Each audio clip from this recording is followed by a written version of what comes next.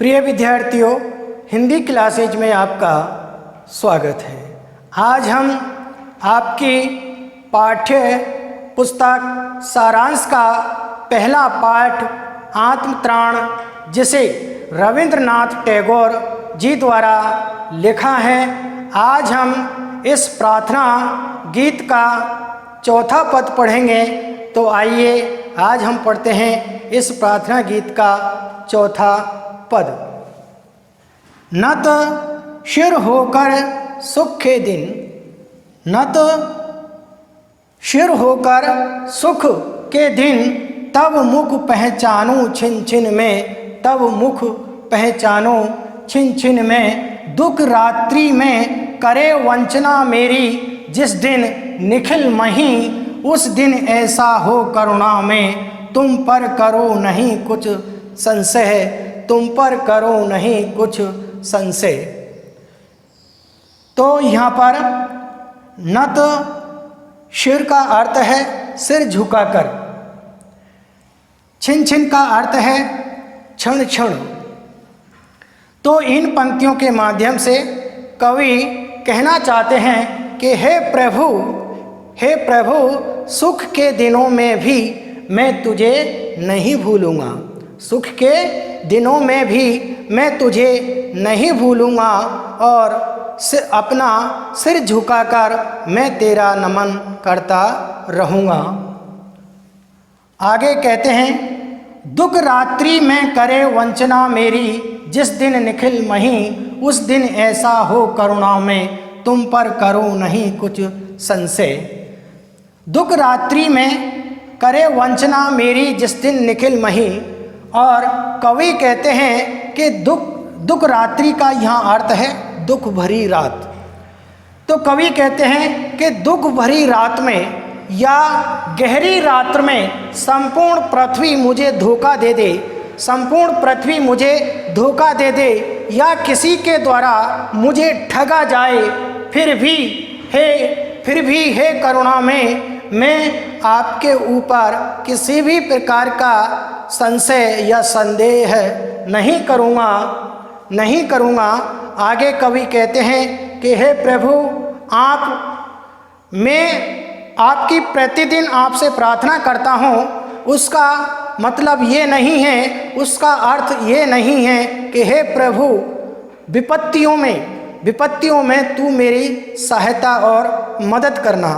हे प्रभु, मैं ये नहीं चाहता कि तू विपत्तियों में या मुसीबतों में मेरी सहायता और तू मेरी मदद करे। मैं तो केवल इतना चाहता हूँ कि हे प्रभु, तू मुझे इतनी शक्ति दे जिससे मैं मुसीबतों को या दुखों को या मेरी पीड़ाओं को मैं सहन कर सकूं, मैं उनसे भयभीत न हूँ। हे प्रभु, आप तो मुझे इतनी शक्ति दो जिससे मैं मुसीबतों से डटकर लड़ सकूं, या मैं मुसीबतों का डटकर मैं सामना कर सकूं। हे प्रभु, तू मुझे केवल इतनी शक्ति दे। यदि गहरी रात्रि या दुख भरी रात्रि में मुझे किसी के द्वारा ठगा जाए या मुझे किसी के द्वारा धोखा दे दिया जाए, तब हे प्रभु, मैं तेरे ऊपर किसी प्रकार का संदेह नहीं करूँगा कि इस प्रकार की दुख और इस प्रकार की मुसीबत मुझे मेरे प्रभु की तरफ से, या मुझे ये मुसीबत ये दुख मुझे प्रभु ने दिए हैं। इस प्रकार का मैं आपके ऊपर संदेह नहीं करूँगा। हे प्रभु, हे दीनों पर दया करने वाले, हे दूसरों पर दया करने वाले या दूसरों पर करुणा करने वाले प्रभु, मेरी आपसे यही विनती है कि आप मुझे ऐसी शक्ति दें जिससे मैं मुसीबतों का डटकर सामना कर सकूं। अब हम मौखिक भावार्थ हम इसका पढ़ चुके हैं। अब हम एक बार फिर से विस्तार पूर्वक इस पद का भावार्थ पढ़ेंगे। कवि कह रहे हैं कि मैं सुख के दिनों में आपको भूलूं नहीं। कवि कह रहे हैं कि मैं सुख के दिनों में आपको भूलूं नहीं, बल्कि सिर झुकाकर आपका नमन करता रहूं, बल्कि मैं अपना सिर झुकाकर आपका नमन करता रहूं। हे प्रभु, यदि गहरी रात्रि में पृथ्वी मुझे धोखा दे दे, मेरी वंचना करे उस दिन, हे प्रभु करुणा में आप पर मैं इन सब चीज़ों के लिए संदेह ना करूं। इसमें कवि ईश्वर से विपत्तियों से बचने के लिए नहीं कह रहा है,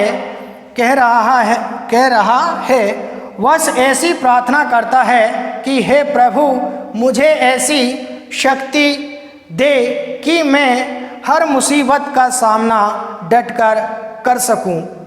हे प्रभु मुझे आप ऐसी शक्ति दो जिससे मैं हर मुसीबत का सामना डटकर कर सकूं। यहाँ पर कुछ शब्दार्थ या कठिन शब्द दे रखे हैं। नत सिर का अर्थ होता है सिर झुकाकर, दुख रात्रि का अर्थ होता है दुख से भरी रात, और छिन छिन का अर्थ होता है क्षण क्षण, और निखिल मही, निखिल का अर्थ होता है संपूर्ण, और मही का अर्थ होता है पृथ्वी, और संशय का अर्थ होता है संदेह या शक। इस तरीके से आज हमने इस पाठ के चौथे पद का विस्तार पूर्वक या विधिवत रूप से अध्ययन कर लिया है। आप इसे अपनी उत्तर पुस्तिका में लिपिबद्ध करें ताकि इससे संबंधित प्रश्न आपकी परीक्षाओं में पूछे जाते हैं तो आप बड़ी सरलता और सुगमता के साथ उसका उत्तर दे सकते हैं। आज के लिए इतना ही, से कल पढ़ेंगे। Thank you.